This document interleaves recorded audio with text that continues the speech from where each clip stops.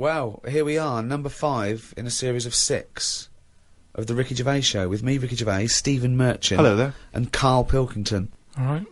Well, Karl, you are officially a published author. Your book came out, The World of Karl Pilkington, and a copy will go in the British Library. Will it? Well, they have to take every rubbish. I think it'll go in the British Library lavatory. From what I understand, it'll be in there with like a collection of like novelty postcards and maybe a Viz compendium. But, you know. Yeah, so they take everything. Just think of that. But is that a rule they set up when books were more important to people? And now it's kind of like, oh, I wish we never said we'd do that.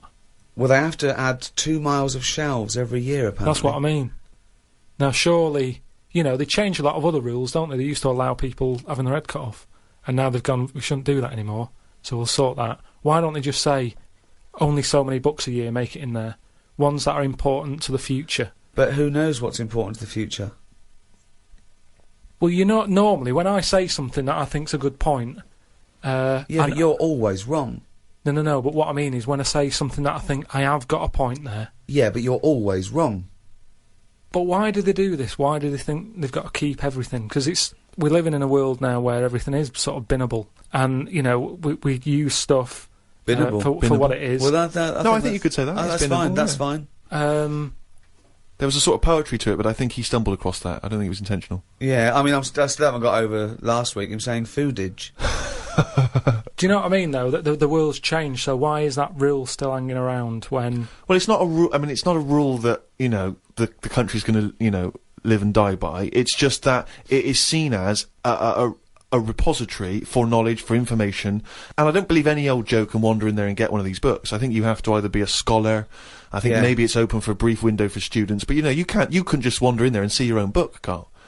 You know? There are some books that they have to turn the page for you in gloves, so the amino acids... I'd hate that. With yours, it won't matter. They just go, it's over there, or they throw it to you. No, it's just... Or they slide it along the floor. Well, they say, well, I can't give it to you, Karl, because it's propping up this desk. Yeah, they kick it to you and say, put it in the bog when you're finished with it. It's just that thing of being timed, though. I hate it when people go, oh, have you read this? And then I can't read it properly because I'm thinking they're thinking I'm taking ages here. Do you know what I mean? So I have to scan read it. And I go, oh, it's good, that. And they go, what do you think? And I go, oh, about what? So I hate the fact that someone stood there with gloves on, because that isn't normal, relaxing sort of reading, is it? But it's not, you don't go in to read the Doomsday Book, let's say, in order to just have a relaxing read. You're going in there to study there it, you know, historically. To say they're professors and scholars and scientists and historians. They don't wander in because it's raining and they go, what's a good read? There's not a man wearing white gloves turning the pages of the latest Jackie Collins. No, exactly. Do you have heat? Watching your lips move as you read to see if you can turn the next page. I suppose I shouldn't really feel guilty, because at the end of the day, right, I mean, people always rave about Shakespeare, saying, oh, you know, his work was good. But brilliant. At the same time... He'll probably put that on the book when he brings another one out. He'll put your review on it. Yeah. Oh, that was good. Karl Pilkington. But at the same time, you know, like, some people will have a go. I'm ready for people having a go, like that Wendy did about me little films I made. There's always people... Wendy Robinson? Yeah, you know... Sarah Pinion. For those of you who didn't hear last week, she slammed Karl. No, well, you know, each to their own and that. And, you know, if everyone liked the same thing, I don't know what we'd do. Right? Sure. You don't know anything. So all I'm saying is, everybody raves about Shakespeare, when, if you properly looked at what he did, he invented a lot of swearing words, right? Effing and jeffing and that. Now, if... That was one of his. Well, it's effing and jeffing part 2. Did he make up a great deal of swear words? I don't know that I'm aware of this. A lot of them are Shakespeare invented. But all I'm saying is, for some reason, when things are brought out years ago, people say they're good even though they're not, is what I mean. But let's not mistake the fact that Shakespeare is not... He's not... people seem to confuse him as though they think he wrote these things in order to be read. He wrote them to be performed. They're plays. They're not books in the traditional sense. He didn't bring out the latest book. No, but just when something's old, it gets a bit more respect, is what I mean. When I was watching that documentary about the real Indiana Jones, brilliant. They dug out some rocks with drawings on, and they were like, "Oh, don't damage them, don't mark the paint," and it's like, it's rubbish. It was like a stick fella with a yak, and Now, if that was found now, or if a kid showed me that, I'd go, hey, it's not that good. So what I mean is, because stuff's old stuff gets respect. But you're not judging it on its aesthetic merits, you're judging it on its historical importance. I don't think that's fair, though, because when that fella drew that, it wasn't old. He did it when he was knocking about. No, Yes, but you must see the difference between you doing a stick man on a wall with a bit of chalk near your local and a cave painting that they date to 10,000 years ago. Yeah, so in 10,000 years' time, when they find my story about the monkey fireman, will it gain more respect then than it is now? No, less. But why is it? Because people will more and more realise what a buffoon you are. The more research we do, the more these podcasts we do, the more you expose yourself as an empty, egg-headed moron. That's a friend speaking right there, Richard Gervais. No, He loves you like a brother. I just think, you've mentioned him before, Steve, this Peeps fella. Yes. Has he done anything else apart from a diary? Because now I've done a book and a diary. That means you're better than Pepys, is what you're thinking, well, isn't it? I'm not going to say that until I know, but what else did he do? Well, Pepys wasn't a writer predominantly. I believe he was, like a bureaucrat or something. But he kept a diary which has since become a historical landmark. And what did he say in it? What did he say in it? Well, it's again more because it's both well written and it's also an amazing insight into... A social document a social as well. document, yeah. Yeah. It's a social document of I mean, that yours period. is a social document, but it sort of revolves around having egg and chips and a calf and seeing a ladybird, which, you know... But that's today's living. That's well, what I'm saying, but his describes the Great Fire of London, which is what it's most... Yeah, it's but best we haven't remembered had for. one of them. If we had one, I'd write it down. I'm only writing what's happening. The ladybird happened, right? I wrote it down. He was just lucky. He was about in London when that happened. So you're a little angered that you've not witnessed one of the great disasters? Because the thing is, if they read your diary, they'd think, well, nothing happened that year. Nothing important in the world happened that year. Because your diary doesn't just mention... I mean, okay, yes, it fails to mention any disasters in London because we haven't had any, but it doesn't mention any... It doesn't mention any world events. It doesn't mention wars in Iraq, terrorism. It doesn't mention anything. But that's all being wrote about anyway. If you're saying there's a museum that's keeping everything, there's loads of other books for that. Who's looking at the fella whose skulls fell off? What? We see. It's interesting, isn't it? What do you mean the fellow whose skulls fell off? Well, that's what happened the other week, so I wrote about it. What? A fella's skull has fell off. What do you mean his skull has fell off? It's something to do with circulation. But what do you mean his skull fell Well, off? it's in the diary. But how can a skull fall off? Because it's surrounded by tissue and it's got a brain. How can just his skull? How can it detach itself from all the stuff surrounding He it? mislaid all his dreams. But all I'm saying is that's not getting a look in. No, because it's not significant or probably true. Good point, Steve. I don't. All know right. Well, what's let me anything just. based on. I'll just consult the diary quickly and find the moment with the man whose skull fell off. Oh, here we are. Yeah. Looks like the world's fattest man is having an operation to get rid of some of the fat. Yeah. He has to have an iron bed because that's the only thing that can hold his weight. Yeah. There's also a man whose skull has fell out. He's in hospital somewhere. I hate that. It would make me panic. The hospital is busy with people coming in to look at the head. What are you talking about there? That tells us nothing. Right, it's impossible for a skull to fall out. How are scholars in 10,000 years going to be... What are they going to decipher from that? They can sort of go... There's not enough incident detail. But how did his skull fall out? Circulation problems. But answer the question. How did his skull fall out? Fall out of what? He was at home, and I don't know if he was combing his hair or something, but it come off. What did? His skull. What do you mean, his skull? Do you know what the skull is? It's a part of the head. Well, no, it's the structure of the head. It's the bone. Do you mean the top of the skull? This is only useful if you have all the salient facts. Then it would be of interest to us. We could. Well, I couldn't take that on. I'm busy. I'm not going to start looking into stuff in depth. Just get the details. God. You're such an idiot. You are the best...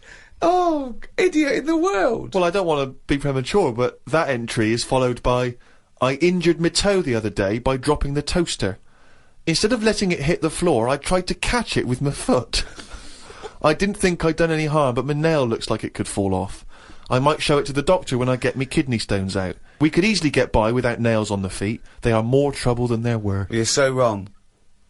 You're so wrong. I think on the days when cavemen without shoes and animals need nails, I don't think we need them now.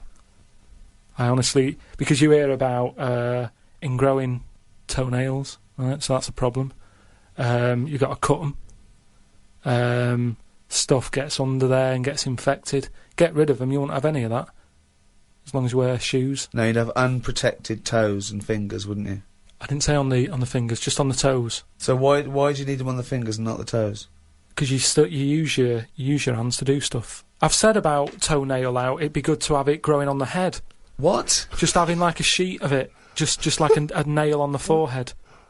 You wouldn't look weird because we'd all have it. I'm not saying. What are you talking about now? I'm just saying I don't want to go on about evolution and stuff because we've done it all. What do you think the skull is for? No, but I mean on the outside, so that when you bang your head, it's a little bit more protection. Like people. I mean, you're looking at me like that. Why do you wear a helmet on a bike then? Because the bike wasn't meant to be invented. We weren't meant to whiz along at 70 miles an hour with evolution. I know, but because life's changing, like you've said. But you can't go, let's evolve, let's re-evolve. Okay, let's assume we've got this nail on our head that's growing out of our forehead. So we look like one big thumb. Yeah. Which weirdly, Karl kind of, I mean, you can almost imagine it looking at Karl now. You could imagine a big nail there. Does the nail continue to grow? Do we have to trim the head nail? Yeah, in the same way you get a haircut. Why is that preferable in your mind to just wearing a crash helmet in instances where you might have something hit your head? Just because, for a start, helmets, you have to carry them around with you. That's one thing that's put me off having a motorbike. Whenever you see someone on a motorbike, it's all like the clothes they've got to wear. And it's like a big upheaval, isn't it? It's you know, if you have a car, you can get in with your shorts on, your flip-flops on. A motorbike, it's like you're an astronaut or something, and you're only nipping down the road for some milk. Do you know what I mean? So, what I'm saying is get rid But does it annoy you having to put shoes on every day, and underpants, and a vest, and I don't know... No, but once they're on, I'm not carrying them. They're on me. If I had to then take the shorts off for whatever reason and walk around holding them, I'd go, I can't be bothered. I don't like holding a bag. I don't like bags. We carry too much around with us now. I don't like carrying stuff. It's just a hassle, isn't it?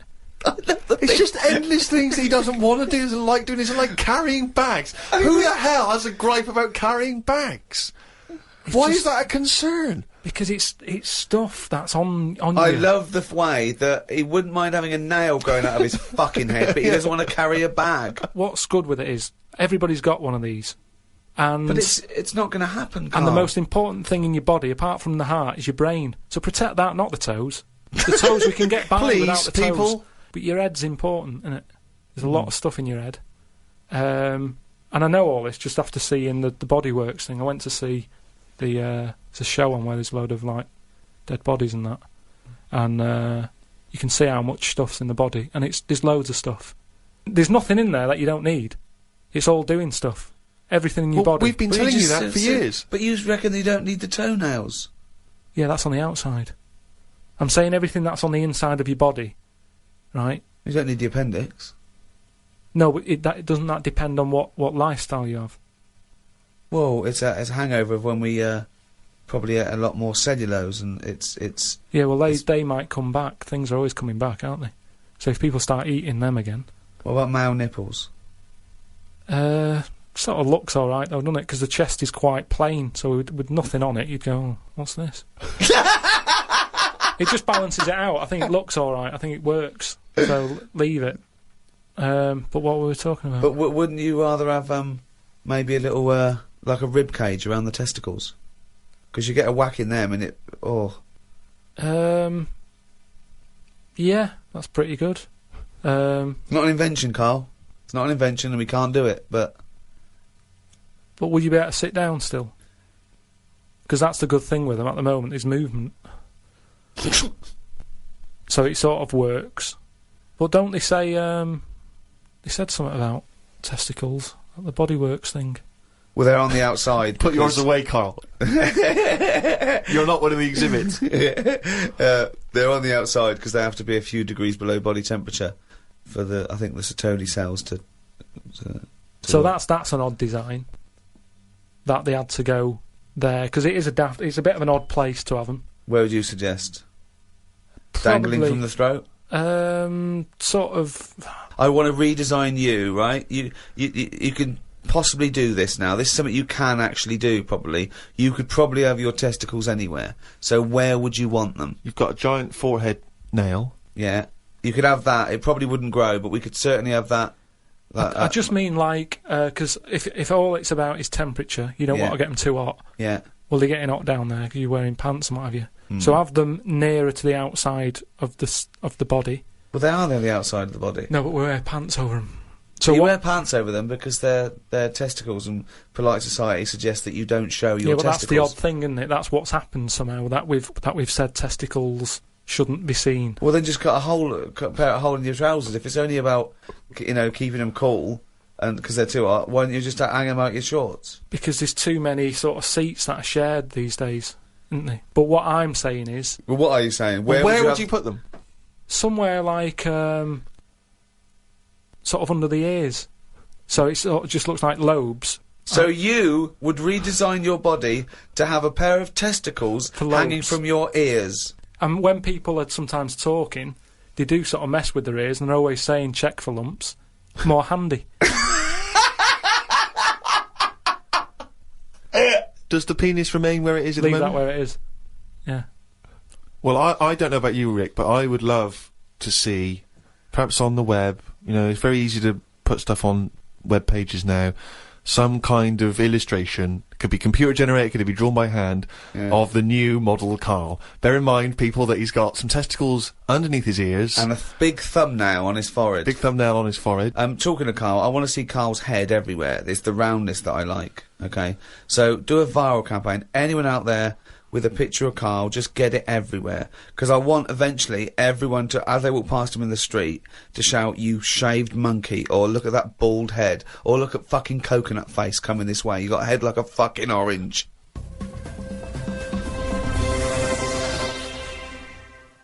Went out the other night with the lads. There's a few of us, young, free and single. Must look like the Swingers. Oh, it was pretty. It looked like a boy band had gone out. It looked like, really? It looked like, NSYNC had hit the streets. Right, yeah. We'd dressed up, togged up, out for a few drinks. A friend of mine said, let's go to a club. Right, I haven't been to a nightclub for a long time, actually. I haven't been. Is that because your glasses steam up when you walk in out of the cold? That is a problem in the winter. It's very difficult to make a good impression when as you walk in, your glasses steam up straight away, and you got to take them off and clean them and stuff, and then you get a bit on your white fronts. You pull your white fronts up through the jeans, clean them on that, or the back of a girl's dress. But we cruised down to the club. It's one of those big sort of super clubs, London super clubs. Never been in one of those, the Ministry or any of those things, so it was all new. And it's a bit of a queue. I think it's a bit of a chore. But we're queuing up, we're in good spirits, we're looking at it, it sounds pretty funky, we can hear the music coming out. Been in the queue for quite a while, 25 minutes. Forget it, 25 minutes. Well, yeah, we were pretty excited by this point. The doorman says, hello lads. I said, yeah, we're coming please. He went, no you're not. Really? What? He said, you're not coming in. And he just immediately lifted the little rope and sent us away from the queue, right? And we were slightly perplexed, we were dumbfounded, we didn't know what to do, it was like, this couldn't be happening, it didn't make sense, we just queued up what was going on. And so, my friend said, well, we got to find out why he's not going to let us in. So he goes back over. I thought what you wanted to do. You wanted to tie him up with logic. That'll show a bouncer. Exactly. Yeah, show him how educated you are and how you can win an argument and make him look stupid. You'll be in that club in no time. That's what they appreciate. They love that. Because what they respect is being made to look like a fool. Yeah, exactly. So we went over and, They really look up to intellectuals. Exactly, yeah. So one of our mates goes over and he says, why didn't you let us in? And he went, because you didn't have any girls with you. Now, I'll tell you this. That's kicking you when you're down. Because when you're out on a Saturday night trying to get into a club to meet women, and the reason you're not allowed to go in a club to meet women is because you haven't got any women with you, that's just salt in the wound. It's so humiliating. So, a friend of mine says that there's a VIP entrance over there. And there was like a woman with a clipboard, the guest list. Separate entrance. She said, you've got a little bit of profile, Steve. Why don't we try and use you're a You little bit ran of a home, celebrity. got your Golden Globe and your Emmy. Yeah, exactly. Well, I always carry, some of my cuttings with me. Yeah. And I felt a bit self-conscious about that. I was thinking, I'm not into this, it's a bit awkward. But he said, look, don't worry, you just stand here. Just like you're having a conversation. I'll go over, I'll point him out, I'll go, oh, there's, Steve Merchant over there, at the office, or whatever. Oh, God, Steve! So I thought, well, the thing is, we were out, and I was a bit frustrated, and I thought, we may as well try everything. So I stand there, my friend goes over, and he has a word, and he comes back, and he says, it's fine. She can't let us in the VIP entrance because she's not allowed, but what she can do is walk us to the front of the queue. Right? You can walk in front of the queue and explain. So I think, okay, fine. Oh, God. So the guy takes me and my mates, right, this girl, she takes us, we walk past everyone else, right, to the front of the queue, right? She goes up to the guy, she says, this is Steve Merchant, office. The guy goes, I know he is, we're not letting him in. Oh, God! Oh, God! By now, of course, some people have recognised me, so they're trying to have my photo taken. So there's people inside the line that's being allowed in the club. I've got to lean across the rope to have my photo taken with them, even though I'm not allowed in the club. So they go, oh, alright, this is Steve, they're having the photos taken, right, camera phones and that. They're going into the club where the party's kicking off. I'm outside waiting for the next chump who wants to have his photo taken. I mean, it was mental. So, That's unbelievable. I was furious, and then one guy, I remember he was chatting, and he goes, oh, yeah, brilliant, I love the podcast and all that stuff, I love Carl, is Karl with you? I said, oh, Carl's not out here. And his girlfriend was with me, she went, who's that? And he went, oh, this is Steve Merchant, he does the office, he does thing, and she went, who cares? Who are you, Bruce Forsyth? And it's that thing when suddenly I'm being humiliated and embarrassed by someone's girlfriend. I never asked for that. I never asked for her opinion on me. I'm sorry if I don't impress you, if I'm not sufficiently famous for you, but it's not my fault. It's your boyfriend who brought it up. It was like I'd gone over to her and tried to show off, and she was annoyed. So by now I was just furious. Oh, so God. I thought, forget this. Well, I was walking down the street, and there's a group of builders sitting down having a cup of tea. One of them goes, all right, Rick? I went, all right, mate. The other one went, not as fat as on telly. I went, oh, thanks. Not as fat as on telly. So he went with, well, you are fat, but you look even fatter on telly. He didn't say, oh, God, you don't look fat at all, or, oh, you look big on telly, but you don't look fat. Just went with, not as fat as on telly. And there's nothing I could say, but cheers, mate. Now, when you said cheers, mate, did you say that because you were... Because I'd say cheers, mate, because I'd be a little bit scared of them. No, I was I'd be worried about it's the like repercussions. sarcasm, and I laughed after. Yeah. So you can get away with sarcasm with working class blokes. I'm a little bit more secure with a working class male than you, aren't I? I'm terrified of them. I feel like they're going to turn on me at any minute. You don't feel confident, sort of backing in a lorry driver. Terrified. Oh, right. Because okay. if I did, he'd probably lean out and just go and get your dad, mate. Yeah, not you. Fuck off. I'm not interested. Not you. Yeah. So the final stab is this guy says, there's a party I know of going on, right? Oh, blinking hell. So we go down to this party. Right, as we're getting there, as we're about to go in, he goes, now you know it's a singles party. I thought, oh, what? He says, you know it's a singles party. Oh, God. So I go in this party, it's right, it's all single people, right? Now, theoretically, that should be brilliant, right, if you're a singleton yourself. It's the worst kind of party to go to, because when you normally go to a party, right, and you're chatting to a girl, and she says, oh, I gotta go and get a drink or whatever, you think, oh, she's probably got a boyfriend or whatever, or she's with mates, that's fair enough. But when you're at a singles party, and a woman says, I'm just gonna go and get a drink, and then you just see her leaving, you realise it's not because she's got a boyfriend or whatever, it's just because she doesn't want to talk to you. You can't even kid yourself. You can't even pretend. Oh, and you dear. suddenly sense everyone judging everyone else. So you see a girl and she'll like look at you up and down, and then ignore you and walk on. And it's like a massive slap in the face. It's like girls coming up to you and going, not interested. Just by being there, they don't have to say anything and they're rejecting you.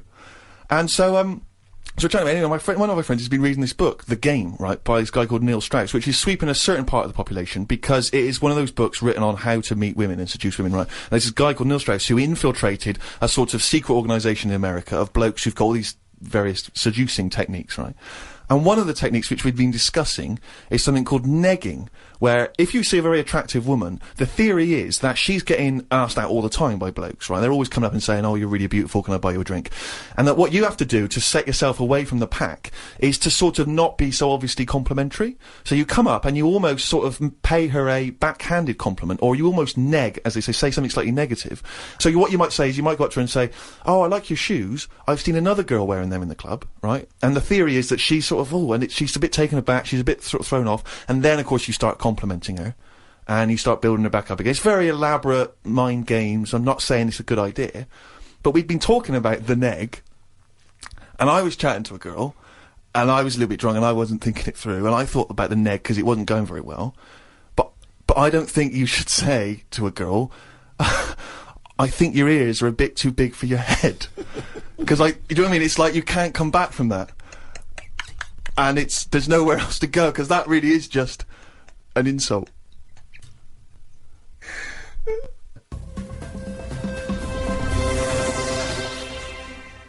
Oh, he's only gone and listened it down the little fucking car.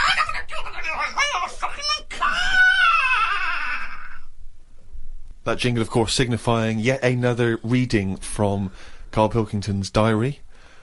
As always, packed with rich insight into the man's mind. Had a late night last night because I stayed up to watch a programme about monkeys. It's already good! Of course he did. It's already good! Now, before I read on, I mean, is this not some kind of monkey news? Is this not a late return to monkey news? Well, it's not that good. Is it not? Whereas the other monkey news is... Oh, chimpanzee, that's some more shit! This is what he says. This is what he gleaned from the programme about monkeys. It sat on a bridge and wanted stuff off people to walk over the bridge. What? So it was acting as some kind of toll booth, This was is it? ridiculous. No, it was a bridge in like, the jungle.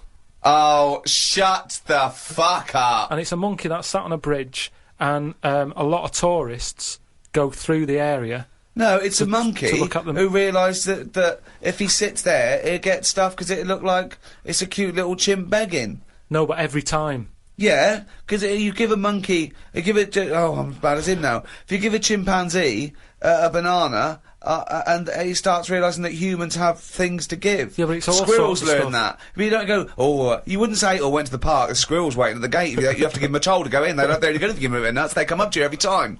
You fucking idiot. Went to bed after watching it and fell asleep thinking about it on the bridge right now. It's a bit bad, really, because the monkey should work harder for its food.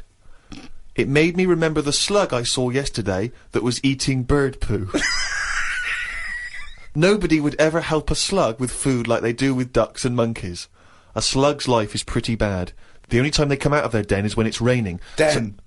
So even their days out are depressing. It is. Do you know what I mean? No. It is like... it's a horrible thing to be, innit? A slug. I love him talking about what is it like to be a slug. No, just because, like, the monkey, even though it's been quite aggressive, everyone was like, oh, give it some water, and it was well, like, kitted out. It had, like, chocolate bars, bottled water, some, like, fizzy stuff, and all that. An iPod, it was listening to Monkey News. It could have had one if it wanted one. It was getting away with murder on that bridge. And that's just because it was furry. Yeah, if that was like a blob, like a slug, there's no way people would be that friendly towards it. And it just annoys me how you get this pecking order for, like, no matter what creature you are, favouritism. And that slug was only eating that bird poo because it wasn't being offered stuff. If it was offered toffees or whatever. Well, it's just sad, isn't it? It's come to that. That's what its life has come to. Yeah, but it's not as was mollusk raining, like that's I say. down on its fucking luck. It didn't live in a big country house No, and his but it wife is. left it, the I kids was went, it started hitting the watching bottle. it, and I kind of thought, and look, they do only come out in the rain, and it's depressing, and it'll probably get killed in a bit, and that was its last meal. I just... Last meal! But it people wouldn't don't care. prefer steak and chips, Carl. It No, doesn't but a have... leaf, it must like a leaf or at the end of the day, it's an insect. They love a It's leaf. not an insect. Well, it's part of that gang. It's part of that... No, it's part of They that... hang out together. They hang out It's not. together. No, Why do you think it's part of that Because gang? it knocks about in the woods in the same place as a spider does. But what I'm saying is they're eating boring stuff because that is what's It's in not their boring area. stuff to them. They're not. I have no opinion of it at all. They take in sustenance. No, but where you are is what you eat. When I'm in London, I'll have beans on toast for lunch. On holiday, what? Tapas? Go on, I'll have a bit. So it's whatever you eat, what's in that area. Suzanne went off to work and I went to the shop to buy some envelopes. The shop was empty, but the fella behind the counter was on the phone and just kept talking even though he could see I was waiting. I started to count backwards from 20. When I got to 6, he hung up and served me. I won't use the shop again. Question, why count backwards from 20? So he's thinking, what's going to happen at 1? If I start counting from 1, he's going, well, let him carry on. What, out loud? Just not really loud, but like, more of a mouth action, so he could see who was doing it. Do you know, like Sorry, you just started miming counting backwards to a man in a shop. He's on the phone. The Yes. shop is empty. I Yes. thought he'd like me custom. He could have served me and stay on the phone. Even though I don't like that, at least he's still doing what he needs to do. I'd have said, working the sorry, shop. can I just get these, please? Yeah. Well, I stood there and I thought, it's annoying me now, my kidneys aching, and I started to get a bit of a sweat on. So I thought, right, I'm going to give him 20 seconds, and if he hasn't got off the phone, I'm leaving. And when I got to about 6, he served me. What's wrong with that? Again, You are giving one yourself... of the strangest people. It's just giving yourself a thing. I could have been stood there for Free. ages. He's one of the strangest people who's free to walk It's the about streets. No, I set myself a little target, and I thought I don't want to waste another 30 seconds in here. I'll give him 20. It worked. He served me at 6. But it didn't work. Yeah, but did he do it because you were doing that, or did he finish his phone call? I don't know. I was busy counting. Looked at what's been going on in the world. There was a human head attached to a seagull's body in a jar. Is that all it says? This is the sort of weird stuff that goes on behind surgery doors. I doubt it ever flew, because the head would have been too heavy. Well, of course it wasn't. It didn't happen. It wasn't live. No, but they try this stuff, don't they? That's like that programme I watched with a Well, monkey's head who on. has ever tried to put a human head on a seagull's body? They've done loads of stuff like that. It's part of us moving on, isn't it? It's What are you talking about? I'm not going Carl? to get into an argument about Well, science you're because wrong. it's all Don't behind talk closed doors. shit. How do you think we can change a heart now from another body? You have to try things out. It's trial and error. All sorts of weird stuff goes on in hospitals, but we let it happen because it's to help us out in the long run, isn't it? But what are they aiming towards when they're going to find out if you can put a head on a seagull's body? What is that? What are they want to learn, and how do they want to apply that knowledge? A new heart is obviously for a reason. It saves a life. Yeah, What is this to save money on transport? Instead of getting a bus pass, you go, can I put my head on a seagull's body? I go, well, it won't work. Well, try it. Yeah, but there is odd things like that. Like, I saw a fish the other day, right? Right. And honestly, it's the weirdest thing. It was just like a blob with a face. Now, I would never have said, yeah, let that swim about. I'd have killed it from day dot. I would have gone, get rid of that. Oh, God! Under what circumstances would you have killed that from day dot? Or, I'm just saying, looking at it, I'd say that does not work. And it looked sad. It looked like it didn't want to be about. Have you got her number?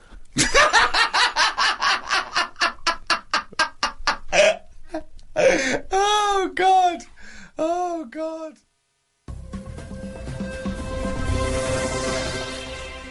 Well, that's it for another week. The end of episode 5. One more to go in this series of 6 of the Ricky Gervais Show. We'd love you to buy Karl's book because it is genuinely interesting and funny as a you know, just as a social experiment to see that you know, proved Karl's theory wrong that a monkey can write a book. So it's bye from me, Ricky Gervais. Goodbye from Steve Merchant. Goodbye. And goodbye from the little shaven monkey that is Karl Pilkington. Hello and welcome to the last in this series of 6 of the Ricky Gervais Show with me, Ricky Gervais, Steve Merchant, Hello. and Karl Pilkington. Alright. Carl, as you're aware, you've obviously got many celebrity fans. David Bowie is a fan, people involved with creating The Simpsons. And you've also got a new fan, Warwick Davis, who is the short actor that many people will see in films like Return of the Jedi. He also is in Harry Potter. He's 3'6", and Ricky and I worked with him recently on extras. And far from asking us about the many celebrity names that we've worked with, the only person he was interested in talking about, of course, Mr. K. Pilkington. He wanted to meet you, Karl. Yeah. Well, is he alright to get on with? Why wouldn't he be? Just because sometimes when people aren't normal, it's just... Sorry? No, I just mean when someone... Like, I've met a few little people in my time. The one that I met a little fellow once, and he was alright. He got drunk really quick. But he was alright, but it took me by surprise. Only because, like I've said about when I met Steve for the first time, it's only that same thing. And then if I lived with the little fella, I'm sure we'd get on a storm. What do you mean when you met There's Steve? a TV show waiting to happen. What do you mean when you met Steve for the first time? No, we've done it. You know, when he walked in, it just a bit of, oh, he's different. But then I see Steve every week, and, you know, the same way I say I like watching Elephant Man, from the first time I watched it to the last, totally different. When he walks in the first time, it's like, oh God, look at that.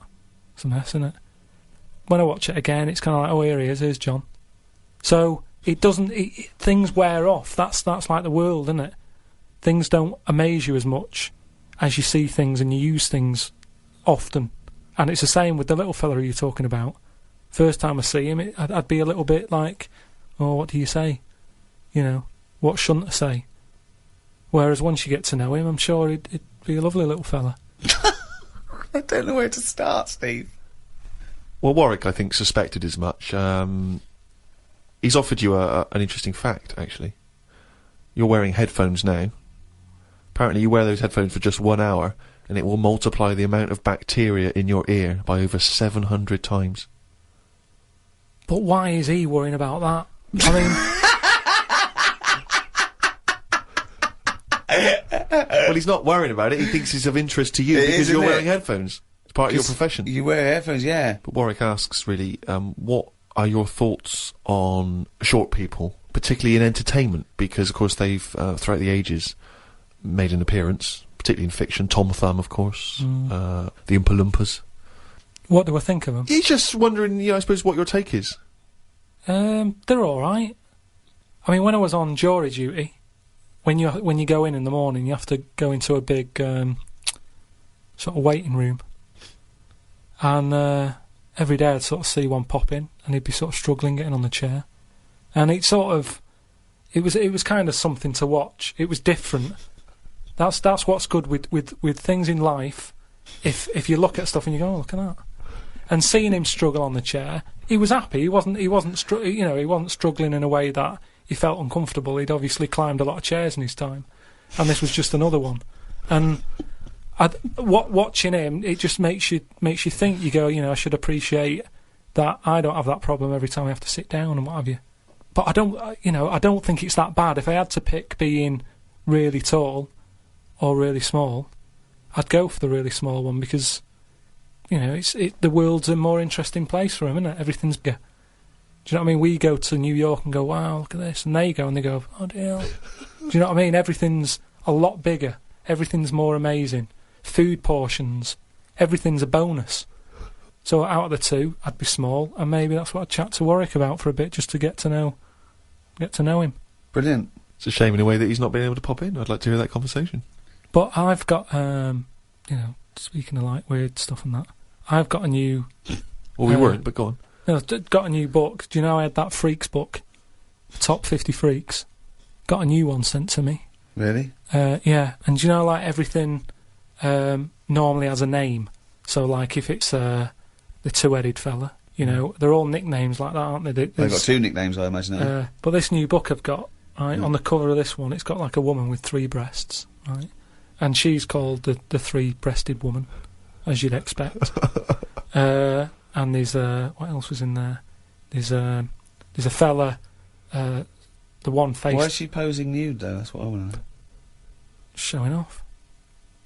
It's not the worst disability, is it? Well, just 'cause you got 3 doesn't mean you have to get them out for the lads, does it? Tart. I know. Well, she looked happy. And there was a fella with like one face but 2 bodies. Doing one face but 2 bodies. One face, 2 bodies. What do you mean one face, 2 bodies? Surely one head, 2 bodies. Head as well, but it was mainly the face that was weird because he looked fed up.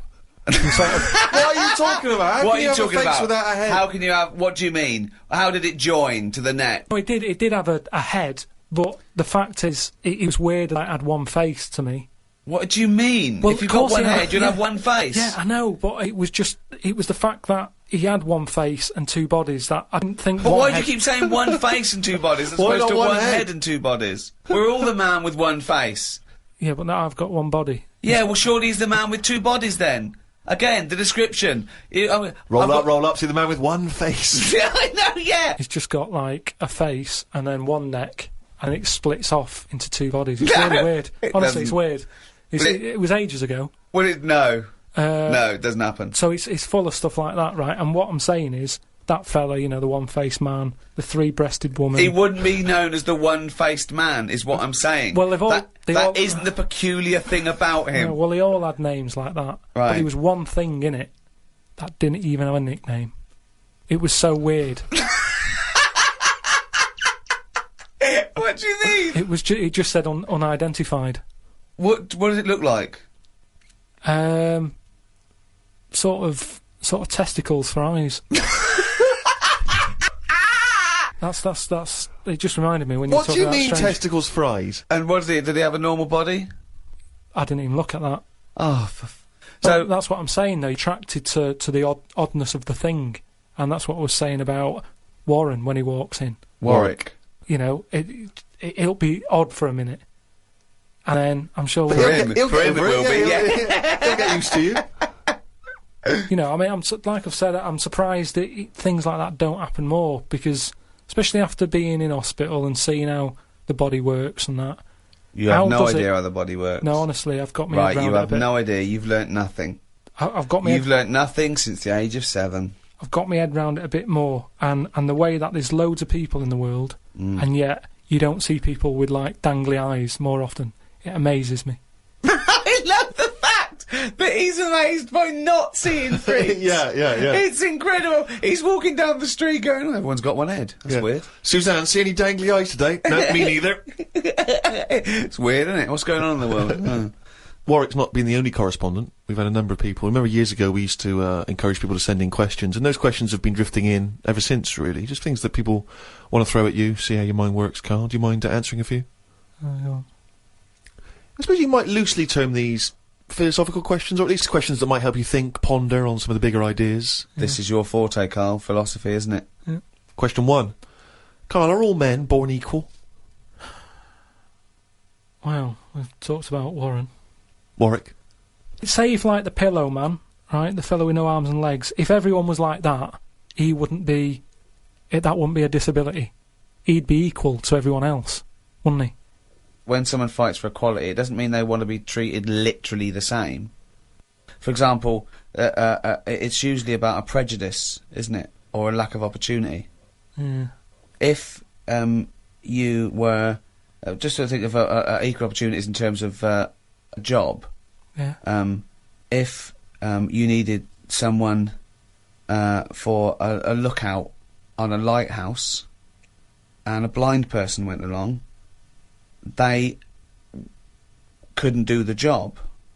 Whereas if it was listening for stuff, and you didn't give it to the blind person because you were worried about, blind people, that would be imposing a prejudice, because he could hear as well as you.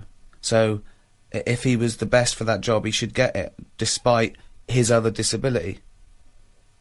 But I'm pretty sure, yeah, your ears are important in a lighthouse. I'm pretty sure he's come down on the wrong side of the argument, Steve. Keep going. Go on. No, I just want to hear it, you know. I mean, if they want to go for any job, go for it, but then don't moan if you don't get it. That's all I think. Is that your equal opportunity statement? That's your statement. Well, I don't take anyone on, so I don't have all these worries, but I'm just saying, if I was in charge of that lighthouse and the deaf fella turned up, was he deaf or blind? Well, it depends. I gave you There two was one of each. scenarios. There was a deaf guy and a blind guy. And no one else. I'll put another advert in.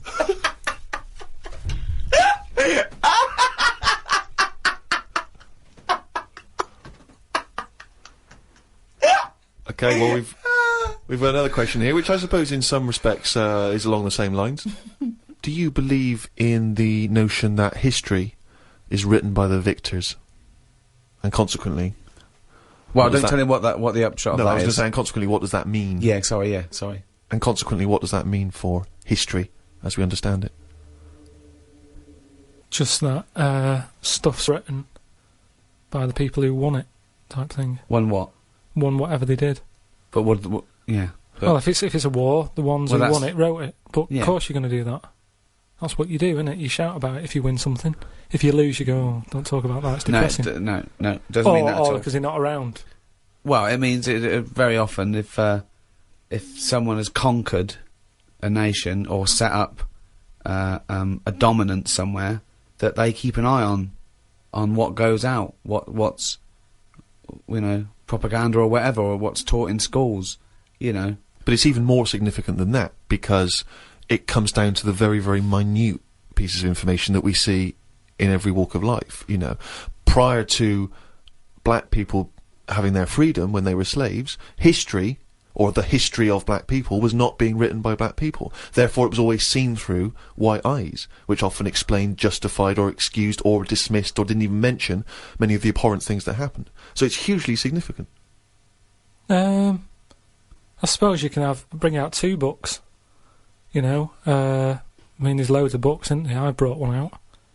If I can get one out, let the losers bring one out. Is what I mean. Just let everyone have a book, and then you decide. Let people decide which one they want to read. I think they did it with some story where it was like you decide the end. Okay, that was largely a pointless exercise, wasn't it? He's got no idea. Karl, do you believe that the future is fixed? Do you believe that your life unfolds as a matter of destiny? I've heard something about this, where there's some system that it is laid out for you. And even if you want, say if I wanted chicken for my tea, I really fancy having chicken. But when I get to the supermarket, the fella goes, "We haven't got any chicken, you're having beef." They say that was already laid out for you, and that day you were having beef. No matter what happened. Fatalism. There's a slightly more attractive theory called determinism, where they say it's well, not that's so much. If you want chicken, you'd go to the next supermarket and you'd go, "Well, I'm going to find it." It doesn't mean it doesn't mean you're determined in that sense. Like you're definitely going to have chicken tonight. It means that it was determined, as in predetermined. But all determinism basically says is that it's not whether you can choose. It's whether you can choose your choice, because it's to do with brain states, and we think we have the illusion of free will because you go, "Oh, I have a drink, oh, I fancy Coke," but something in you happened that meant you wanted Coke. Well, this is weird, right? Because do you know how I've been in hospital, having me kidney stones done and what have you?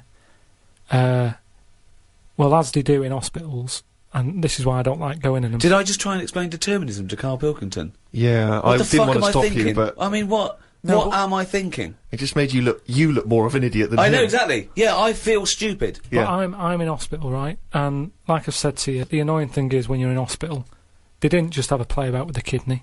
Whilst they're there, they're fiddling about with other bits, right? And they're like, "Oh, let's have a That's feel of that." libelous. No, but that's what they do. Whilst you're in, let's have a prod about. They took some blood, right? And they said to us, "Now the weird thing is, these kidney stones you had, it was probably caused by too much calcium, right?" That's what they are. They're a calcium build-up where you're not flushing it out, and so it's... Yeah. Now, the weird thing is I don't like having cornflakes. So what I'm saying is, what you were just saying there is your mind or whatever. I've asked you before, I don't know what's in charge. But, say like... You don't, do you? Say like when I get up in the morning, normally Suzanne will have some Rice Krispies. And she's like, "Do you want some?" Right? Just have some. And I'm like, "No." Now that isn't me saying no. That's the calcium. That's my body going, "I don't need any milk. Don't give me milk. I'll have a crumpet." Now, bear in mind, Rick, that in the space of 3 minutes, we've gone from your definition of determinism to him having a lovely crumpet for breakfast. There's no one else in the world you can have a conversation with where you can make that distance that quickly. But it is interesting how my body... Have you ever had it, right? Sometimes I can go ages. No, your body lied to you, because your body said you don't need water, you don't need water, you don't need water. No. Oh, But yeah. like today before I left, Suzanne said, "What do you want?" Straight away I said, "I need some leeks." Now, that operation I've had has obviously taken out whatever leeks give me. I'm lacking on that. See, I think he probably has it more than the rest of us, because I think he uses his subconscious more than us. We think about stuff. He is like the leech that is going on chemical memory. Yeah.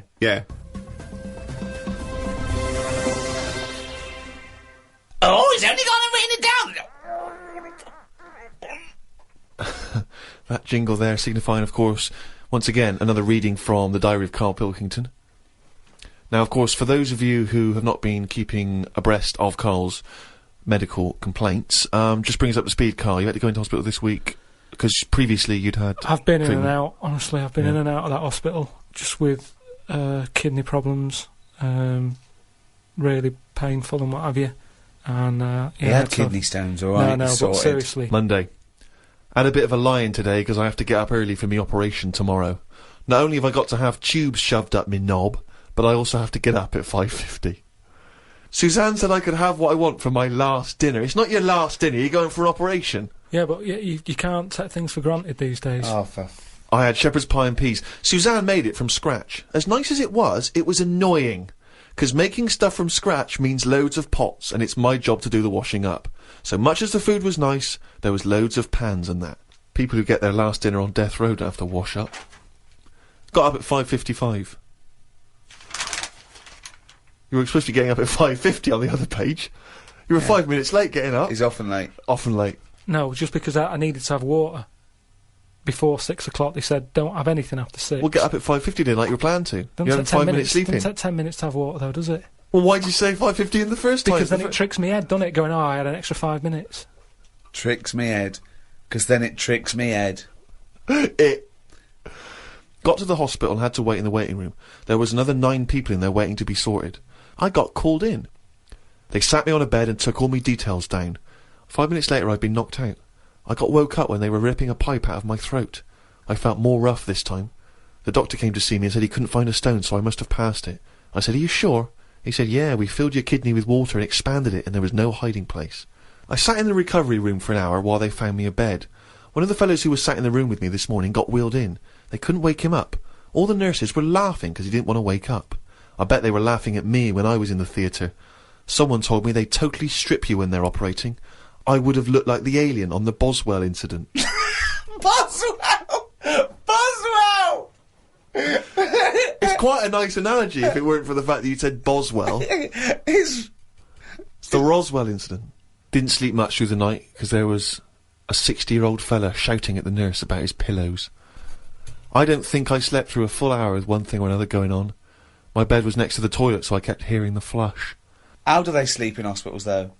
They wake you up to give you fucking sleeping pills and things, don't they? How do you sleep in there? It's always hot. It's always like 90 degrees. There's no air. Is that to make you drink water? I don't know what it is. There's no air. There was an old fella across from me who kept breaking wind. He didn't even try and cover it.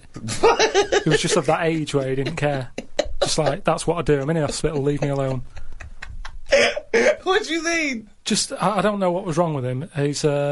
I talked to him because at first I felt sorry for him. I was a little bit like, you know, he's had no visitors. No one's calling him up, so I'll talk to him. But then he got that familiar with me that he'd just be doing it whilst I'm chatting to him. Just like he's my granddad or something. It's just like, oh, that's what he does. It's like, well, I'm ill as well. Stop doing that. Honestly, unbelievable. He didn't even try and cover it with a cough. It was just like, that's... With a cough? How would you cover it with a cough? Just non-stop. Got home and sat down. My pains are coming back, but the doctor said this would happen, that my insides are still in shock, so I need to take it easy. It's 9 o'clock. I'm in agony. I can't do the diary for the rest of the day. Jesus. So you may as well just tell us then what happened. Right, well, yeah, after that, went back in. Suzanne just got frustrated with me because I was rolling about on the floor and she was trying to watch Arthur, right? So that was on the other night. I thought it was when you lodger. So, and she said, look, if you're in pain, do something. She said, you know... You went and got a cold plate. Yeah. No, use an ashtray. Plates are for liver damage. She said, right, come on. Let's, I can't put up with this. It was like 2 o'clock in the morning. So we left the flat and what have you. Got in a taxi. He filled up on the way, which was annoying. He didn't. That is cheeky. That really, I mean, he could on the way to the hospital. So Because he's not an ambulance driver. Did you explain that to where you no, were going I to? was in that sort of thing where you just can't be bothered. Do you know what I mean? I was in a sweat and He stuff. came back with a scratch card and some barbecue. Briquettes, yeah. So anyway, he gets us there and he doesn't charge us, which is pretty decent. Oh, that's all right, yeah. So I go in, and there's like, I don't know if you've been in like A&E at like Grim, I imagine. 2:30 in the morning. It's Oh. just depressing. Fluorescent light doesn't help because it makes everyone look iller than they actually are. So in there was a woman who was just sat there crying. She wasn't holding onto any part of her body. She was just sat there whinging. And when you're feeling bad, you've got that going on. So you just want to tell her to shut up. There was a fella who was like moped over in a wheelchair that someone had just chucked in. Moped over. It looked like somebody had just sort of found him and wheeled him in. Nurse? Who's the guy moped over? So this gay fella came through. And, How do you know he was gay? just the way he was. I'm not having a go. He was a good fella. Do you know what I mean? A doctor, you mean? No, he was a nurse. Right. And he came through and just sort of went, "Oh, how are you?" And I was like, "Oh, I've had better days." So he got As me you on mentioned in the diary, I remember the first time when I came here, they said the nurse might put a tablet up my arse. I thought the chances of that happening had just increased. Oh, Karl! Yeah, but I would have let him do it. Honestly, I was that sort of out of it. That Of course you'd let him do it. He's a qualified nurse. No, but the way I am now, say if it was just a tablet for sorting out my blood pressure, and I walked in there and he went, "Oh, hello," and he said, "Yeah, let's pop that." I'd go, "Hang on a minute." but what I mean is that night I would have just let him put 3 up. Honestly. It's just weird, isn't it? How your body just goes, let them get on with it, and you trust anyone, don't you? When you're in that much pain and you need. And they're a qualified nurse, yes. They gave me some morphine, and my sort of head caved in again like last time, and then the pain went. But anyway, just turns out that I'd had a load of like blood clots in the bit from my kidney to my bladder, and that was acting as a sort of a stone again. No, it's just, So it's that's just what- a scab, isn't it, where it's curing it? So. No, but all the work, when they blew up the kidney 4 times its normal size, so there was no hiding place for the stone. Yeah. So when they did that, it caused a lot of blood. It must have ripped the sides of it and stuff. And then that blood was in the kidney, and it went down the pipe and blocked it up a little bit. And that's the pain that I had. It was sort of had problems getting through all this thick blood that they caused. So the weirdest thing that happened when I was in there, right? The morning like after I'd had the morphine and what have you, right? I slept pretty well, but I woke up and you have like a telly for your own bed, that you're allowed to use if you pay for it, right? So the glow from that woke me up because they come on at about 7:10, and the telly's in front of your head, right? So you're getting this glow and you're going, "Oh, what's that now?" And I looked at it, and all it had written on it is, "Karl received bad news about your father." Right? And I was like, is this what they do now? Because it's such a big hospital, did they just text you sort of news to your bed? And I was kind of like, like I say, it was early, it was 7:10 or whatever. Thinking, what's going on? I didn't have my mobile. Suzanne took that. And I was looking at it, I read it again, I thought, it might come up with more, like, what's up with him? Turns out it's just a review for Neighbours. It just tells you... It tells you what's on the telly that day. And there's some fella in Neighbours who's called Karl, whose dad went bad. So that sort of woke me up a bit. I had a bit of a shock then. It was kind of like... So I was wide awake at like 7:15 in the morning because my heart went a bit fast because I thought something had happened to me dad. Karl, of course, has written a poem about the experience entitled My Ward. All I've done here, I've been through I don't know what the word is, a bad experience. Trauma. A trauma, yeah. I've been through a load of trauma. So I'm just finishing it off with a little sort of picture for people Go on then. in my ward. It's called my ward. Me, a Chinese fella, and an old bloke who looked like Mr. Burns from The Simpsons. Don't know what was wrong with him, but breaking wind was the symptoms. No one visited him or called him. He seemed quite lost to me. As well as wind problems, he had a colostomy. Bang. When I left, I said, "See you" to the old man. Turned out the other fella wasn't Chinese. He was from Japan. I never found out what was up with him.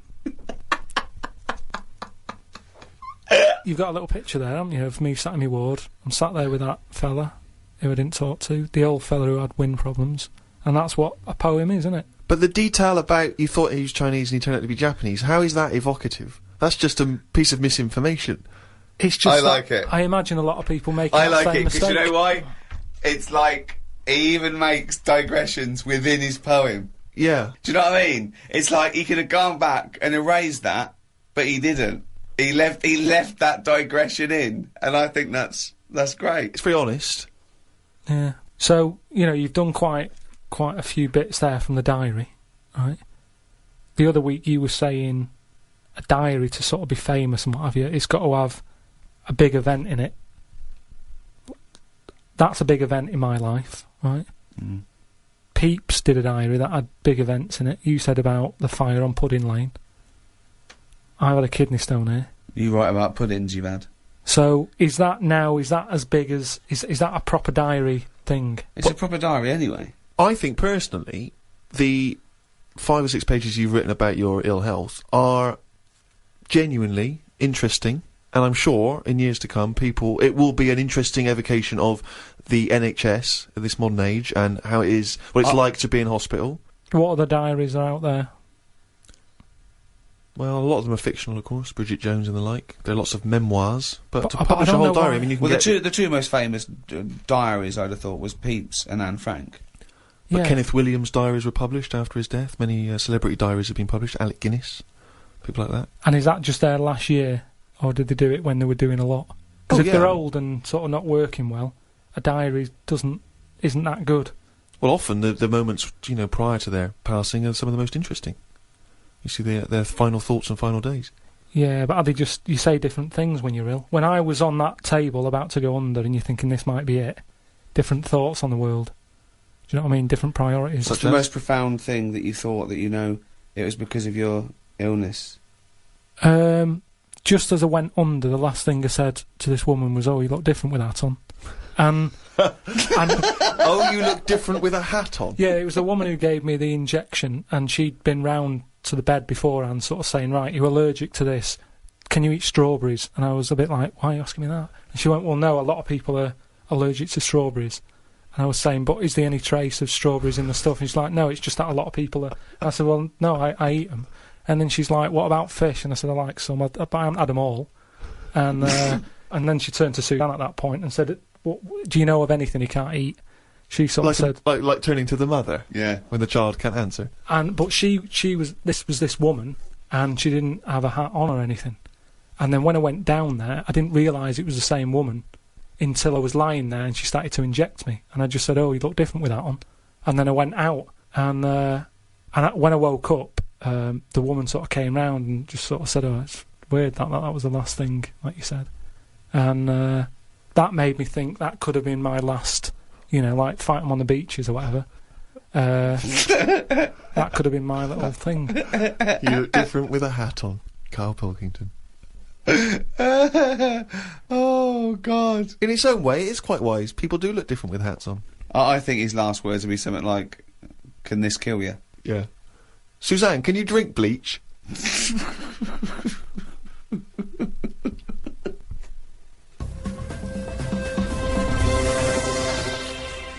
So that's it. That's the end of this series, the 3rd series of the Ricky Gervais Show. We'll have to give it a rest for a while, won't we? I'm exhausted.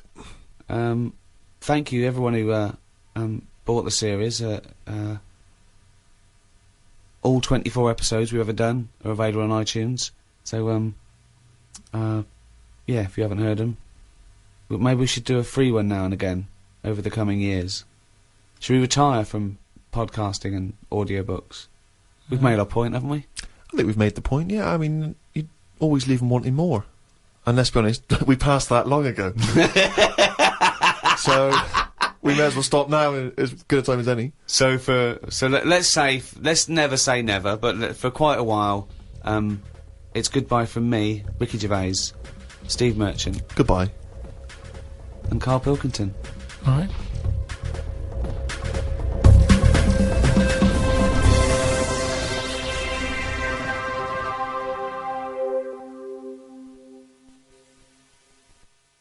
Oh, chimpanzee lap monkey news, you little round-headed... Right, years ago, people only drank water. didn't they? How long ago are we talking? Going back a bit, Okay. and it was just the norm. Everybody was happy with that. It was kind of like, you know, what, you're thirsty, yeah, have some water. It was just what you did.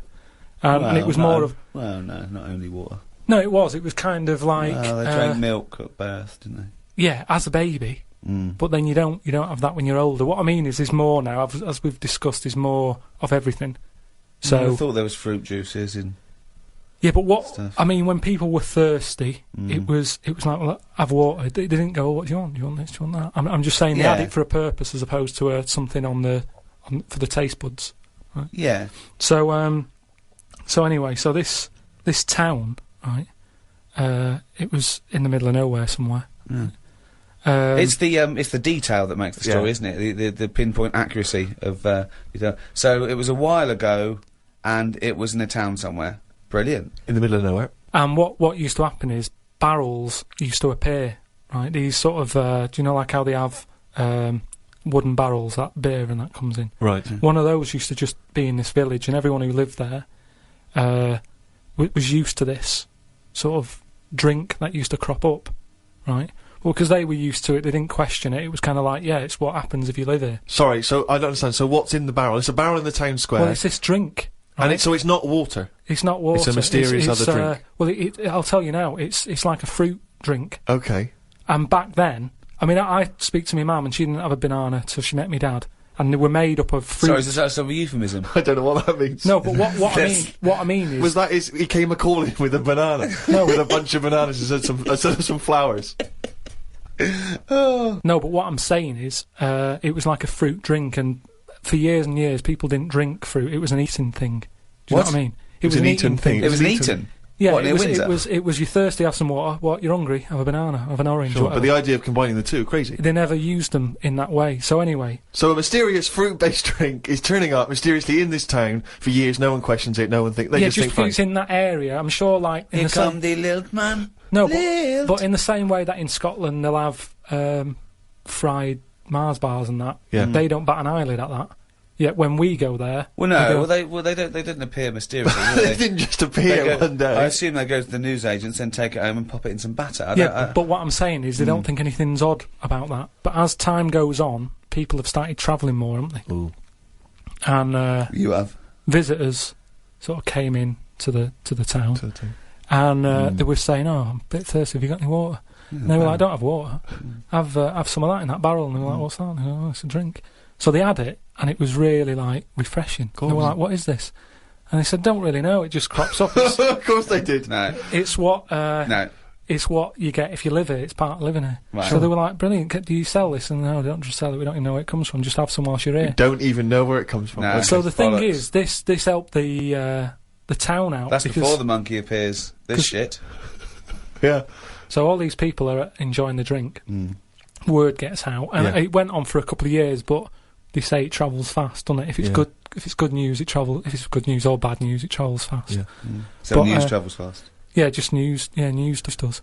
So anyway, so some fucking monkey news doesn't. This has taken half an hour. So some big business fella who was on holiday in any specifics? He was from Chicago. Right. Oh, interesting. And he flew How tall in. was he? Hold on though. So this is after Chicago was founded. Right. Yeah, Chicago was knocking about. Oh, they had loads of drinks then. Yeah, they had alcoholic. coffee, tea, tea. alcohol. Yeah, they had every drink under the sun. Yeah, but not like every drink under the sun. Not like apple juice, grape juice, ciders, wines. So he came in. Oh, if Chicago was founded. Then, he came in. Yeah, probably 19th century. Oh, there's loads of shit about. And he was saying, this drink you've got here, he said, it's good stuff, you know. Mm. He said, whose is it? And they said, well, it just appears and what have you. And they said, well, that's a bit odd. So anyway, he got a bit annoyed with it because he wanted to take it back with him to Chicago. He knew there was an audience for this. Well, yeah, because they got bored of tea, coffee, all the other drinks all and the other drinks and that, yeah. So he waited Mead. at night. Been around for years. Waited behind a truck. A truck. Oh, so we're in the motorised age. Oh, so at least 1890 something. I'd have thought. And he saw this little fella bring the barrel out. How little was the fella? It's hard to tell in the dark, and they were quite far away. And the barrels, you know, it's hard to work out. Yeah. He was short. His arms were long. So they followed him in, right, and saw what was going on. Okay. like how it was being made, and they said, you know what, we can have a go at making this ourselves. And what happened in the end? They tried to imitate it in Chicago. There was a orangey tang, right? It was made by an orangutan, wasn't it? And do you know grapefruit juice? They had like ape fruit juice that they were good at crushing the fruit with the feet and what have you. And that's how them two. So it was great ape fruit drink. Yeah. Which probably got abbreviated over time. Ape fruit juice. No, it was great ape fruit drink. It was because it tasted great. That is a load of shit, Karl. That is why we stopped doing it.